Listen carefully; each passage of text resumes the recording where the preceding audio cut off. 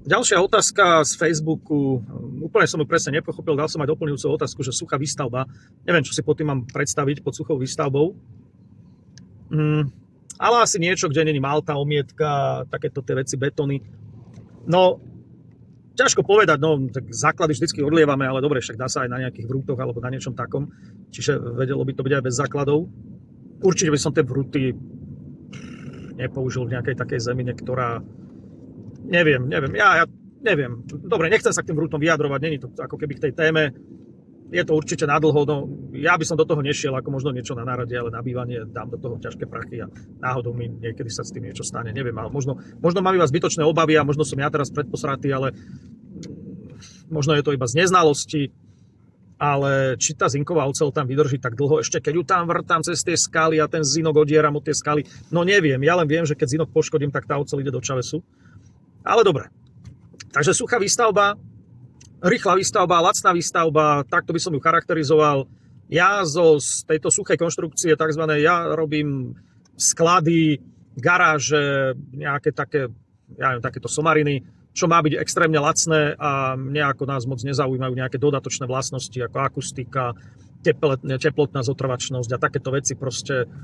Takéto veci z toho robím, lebo nemá to žiadnu zotrvačnosť, nemá to relatívne žiadnu akustiku. Ako ono by to akustiku malo, takto ono to má akustiku, keď tí ľudia dajú do toho tú vatu a potom mi to tam hnie. Ale ako náhle tam tú vatu nedáme, lebo dáme tie stĺpiky, ja to robím takto, ja dám stĺpiky drevené, zvonku nabijem OSBčku a na tú OSBčku našrobujem polystyren a ten natiahnem do omietky. Tým, že vlastne stĺpiky sú v interiéri, tak nikdy v živote nezhnijú, to tam vydrží 1500 miliónov rokov. A zvonku je ten polystyren, ale on nemá akustické vlastnosti, ešte k tomu na tej OSBčke to tam môže kmitať. Čiže áno, vtedy je vonku ako keby relatívne počuť dosť, no nie je to nič dramatické, ale keď si dáte na to povedzme predsadenú fasádu, tak nepočujete skoro nič, lebo tá zachytí vlastne všetku tú akustiku. Ale už potom to není až tak úplne lacné, aj keď trošku kecam, lebo na polystyren natiahnuť sieťku s lepidlom a na to fasádnu umietku, tak za prvé, nevie to robiť každý. Za druhé, tí murári už si pýtajú za umietku, ja v roku 2012 si pýtali za umietku za sieťku, za sieťkovanie si pýtali 1 euro až 2 euro na meter štvorcový, dneska 10 euro, 8 euro, 10 euro. Za ťahanie farby si pýtali 3 euro na meter štvorcový, dnes si pýtajú za ťahanie farby 10 euro. A zrazu zistíte, že aha, do prčíc brutál, hej, jak svinia, len tá práca ma vyjde brutálne peniaze, nehovoriac o tom, že ešte musím zaplatiť tú umietku a tak ďalej, ale to som odpočul v tej téme. Ale už to dokončím, takže musím tie všetky hmoty zaplatiť, aj ten materiál a zistím, že ma to vyšlo 30 eur na meter štvorcový, no tak to na ten polystyren si môžem natiahnuť nejakú paropriepustnú fóliu, dať tam kontralaty, zakotviť ich do tej OSBčky alebo do tých stĺpikov a dať na to naprieč nejaké dosky a mám krásnu fasádu predsadenú, prevetrávanú, ešte k tomu aj drevenú a som frajer. Takže ja by som to urobil takto a potom je to lacné, účinné, topka, úplný brutál. Povedal by som, že možno ešte lepšia ako murovaná stavba. Samozrejme, vnútri v interiéri máte stĺpiky 12 cm, no tak na ne seknete sadrokartón a ťaháte v tom odpady elektriku, hej, však keď je tam dutina, tak ju treba využiť. Alebo si urobíte nejakú poličku. No ale, takže suchá výstavba je neakumulačná a jednoducho nízke tepelné straty tam vieme dosahovať len tepelným odporom, alebo takýmito kadejakými termodynamickými odrbmi, že tam dám predsadenú fasádu a vlastne znižujem tepelné straty prúdením, tepelné straty sálaním a teda, na čo teda projektanti absolútne nehľadia, lebo oni poznajú iba tepelné straty prúdením. Sice teraz by mi všetci oponovali, ale veď my počítame aj infiltrácie, no veď hej, ale pozri sa na ten výpočet, aký je dementný. A ja teraz nehovorím len o infiltráciách, hovorím teraz aj o skutočných tlakoch, ktoré sú na tej fasáde. Kde je tou predsadenou fasádou, tie tlaky vetra znižujem a teda. Nechcem o tom hovoriť, to v milión iných videách. Čo sa týka priečok, tak keď je to suchá výstavba, tak buď sa tie priečky urobia z drevených stĺpikov, väčšinou používam 60x80, alebo sadrokartonové konštrukcie.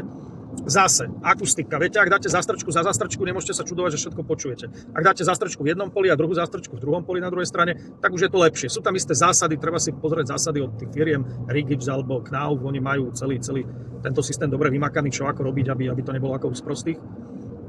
Ideálne to dať urobiť niekomu, kto to robí aspoň tak 20-30 rokov, ale profikovi, nie, že ja som to robil 30 rokov v Nemecku, ale už sa mi tam nechcelo robiť, tak som prišiel na Slovensko. No isto, a ja tam v kufri mám seno a ja to žerem. Ty si robil 10 rokov v Nemecku, ťa odtiaľ vyhodili, lebo si chlastal, alebo bohvie čo, a preto robíš na Slovensku. Tie kidy o tom, ako ja som robil 20 rokov v Nemecku a teraz som prišiel na Slovensku, lebo mňa už to tam nebavilo, no tak to ja vám tak verím, hej, no už vám to idem uveriť. Hej, Nie som na hlavu padnutý. Každý, kto robil v Nemecku a robí teraz na Slovensku, tak 90% tých ľudí sa vrátili preto, lebo ich odtiaľ vyhodili, lebo to boli darebáci, nerobili nič a ich vyhodili odtiaľ, alebo chlastali, alebo tam niečo totálne dokazili. Hej. Áno, sú aj takí, ktorí proste, že sa mu narodí dieťa a bla bla bla, chce s tým dieťaťom byť, tak sa vráti. Hej, to chápem, proste obetujete peniaze. Ale ako on tam zarába 5 000, on sa odtiaľ nevráti. No a má tam Ukrajiniek koľko chce.